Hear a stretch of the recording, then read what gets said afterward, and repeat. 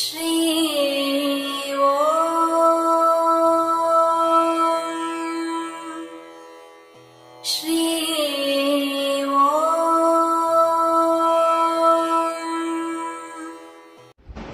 శ్రీ ఓం అందరికీ దీపావళి శుభాకాంక్షలు.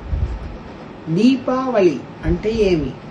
దీపావళి అంటే దీపము వెలుతురు, ఒలి అంటే వెలుతురు. ఈ దీపము మన ఇంటి పూర్తిగా పెడుతున్నాము. మన ఇంటి పూర్తిగా పెడితే చాలా, మన మనసులో కూడా పెట్టుకోవాలి. అయితే ఎట్లా? దీపం ఎట్లా ఉంది?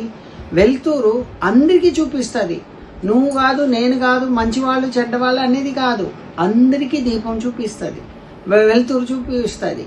అట్లనే మనము వెలుతురుగా ఉండాలి.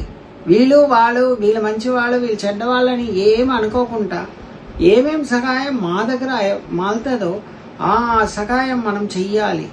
మనం స్వార్థంగా ఉండకూడదు. అందరికీ మనం ఏమేం చేయవచ్చు.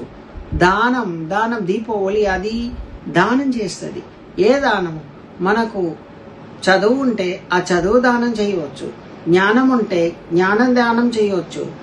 మళ్ళీ మన దగ్గర ఆస్తులు ఉంటే కొద్దిగా అందరికీ ఇవ్వచ్చు, మనకి ఎంతనో పెట్టుకొని అందరికీ ఇవ్వచ్చు.